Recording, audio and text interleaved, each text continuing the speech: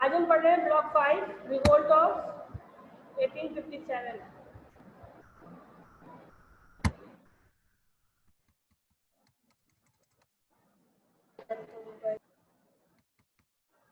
Lesson 1 cause of the revolt. सबसे पहले कोई चीज क्यों हुई ये हमारे लिए जानना बहुत जरूरी है।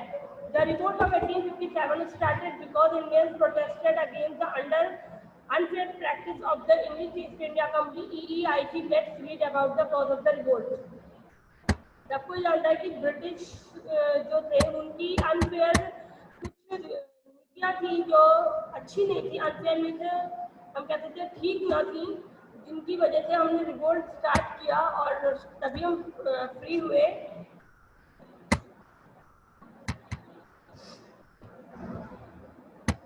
वो है द रिवोल्ट वेलम है military cause. Many Indian believe that the crossing the sea was against their caste rule.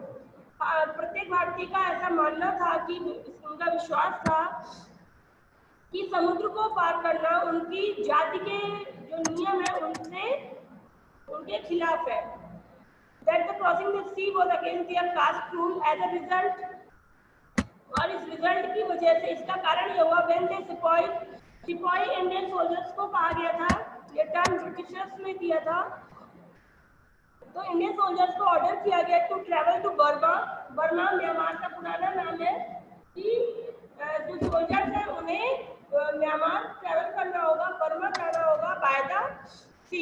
This was unacceptable to the they refuse to travel by the sea. और उन लोगों ने मना कर दिया था कि हम समुद्र के रास्ते से नहीं जाएंगे। This was unacceptable to the Britishers, और ये ब्रिटिशर्स के लिए एक्सेप्ट ना कर पाने वाली बात थी। उन्हें ये विश्वास नहीं था कि वो मना कर देंगे। तो the sipahis had to travel by the sea, और फिर सिपाहियों को समुद्र के रास्ते से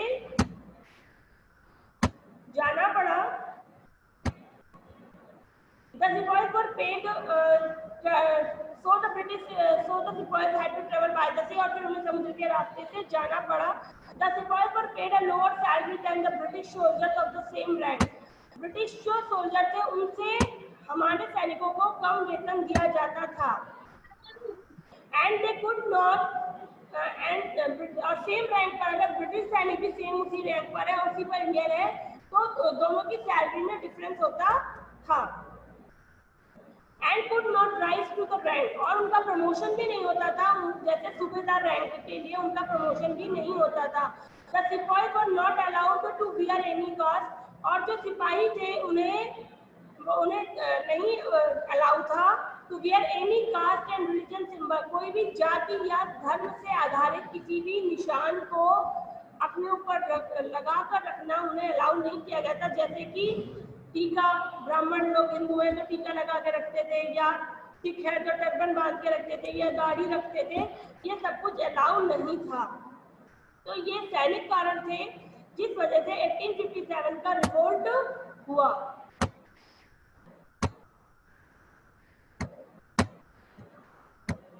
फिर आपका पॉलिटिकल रीजन है, राजनीतिक कारण। Lord Dalhousie the governor general of India, Lord Dalhousie सबको पता है डॉक्ट्राइन ऑफ लैप्सी स्टार्ट किया था।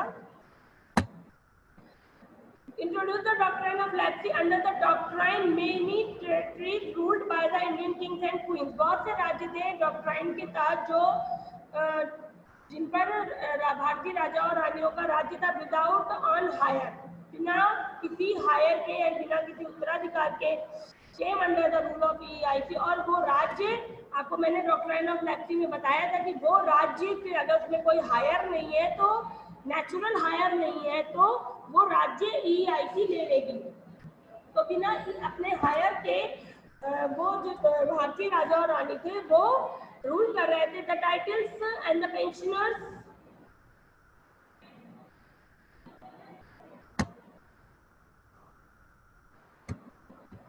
The titles and the pensioners of many Indian rulers were stopped. जो कुछ टाइटल्स है, जैसे पेशवा है, पेशवा को नाना साहब पेशवा कहा जाता था, पेशवा उनका टाइटल था।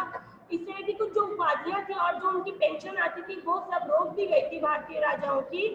The pension of the Nana Sahib the son of Bajirao second, नाना साहब जो थे बाजीराव सेकंड के फादर थे, the pension of Nana दत्ताराव Bajirao second के बेटे थे।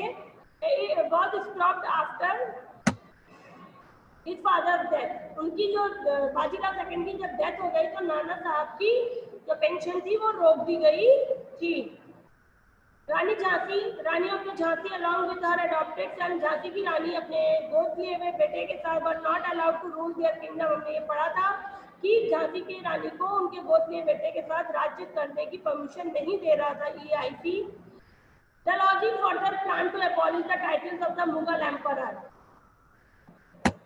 मुगल बादशाह की जो उपाधि थी डलहौजी ने उसे भी रिमूव करने के लिए सोचा। After the death of Bahadur Shah Zafar, Bahadur Shah Zafar के आगे मुगल एम्परर या मुगल सम्राट लिखा जाता था, तो डलहौजी ने प्लान किया कि ये जो टाइटल है इसे भी हटा दिया जाएगा, मुगल एम्परर का जो टाइटल है वो भी हटा दिया जाएगा।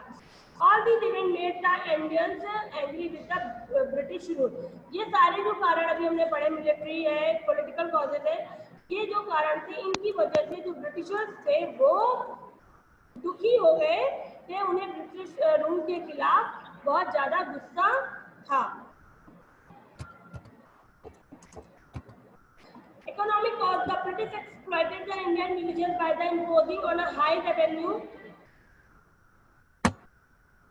जो ब्रिटिश थे वो भारतीय गांवों का शोषण कर रहे थे, उन पर हाई इम्पोजिंग हाई रेवेन्यू, उन पर हाई रेवेन्यू लगा रहे थे, यानी बहुत उच्च कर लगा रखा था और कामगारों पर on the peasant and the जमींदार, पीजेंट और जमींदारों पर बहुत ज्यादा उन्होंने कर लगा रखा था। They were forced to produce more cash crop, और उन्हें बहुत ज्यादा मात्रा में कैश क्रॉप उगाने के लिए जोर दिया जा रहा था। सच एज इंडिगो एंड अफीम इंस्टेड ऑफ फूड, खाने की खाद्यान्न फसलों की जगह पर जो हमारी कैश क्रॉप थी उनको उगाने के लिए, जैसे कि इंडिगो और अफीम उगाने के लिए जोर दिया जा रहा था। To increase the revenue of the EIC, जिससे EIC को ज्यादा मात्रा में रेवेन्यू मिल सके। Raw material from India were exported to the help British industries, और जो रॉ मटेरियल था भारत का वो ब्रिटेन को ब्रिटिश इंडस्ट्रीज में मदद के तौर पर भेजा जाता था, यानी यहाँ से वो माल एक्सपोर्ट कर दिया जाता था।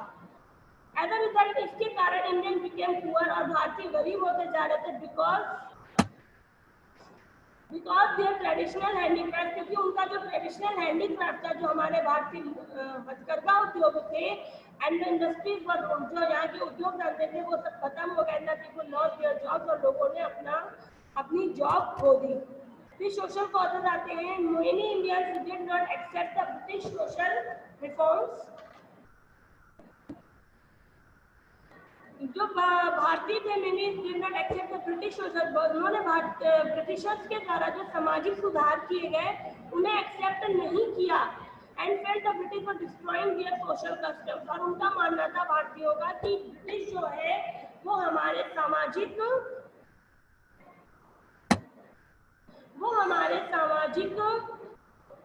जो रीति रिवाज है, जो हमारे सामाजिक कस्टम्स है, उनको सोशल कस्टम्स को बर्बाद कर रहे हैं। लॉज अगेंस्ट सती, जैसे सती के खिलाफ कानून बनाया गया, रिमैरिज, विडो मैरिज के खिलाफ कानून बनाया गया, were seen as a interfering with Indian custom, और उनका ऐसा माना गया कि जो ब्रिटिशर्स हैं वो हमारे कानून में, हमारी जो इंडियन कस्टम्स है, भारतीय रीति रिवाज, भारतीय जो व्यवस्था है उसमें डिस्टर्बेंस क्रिएट कर रहे हैं, हस्तक्षेप कर रहे हैं।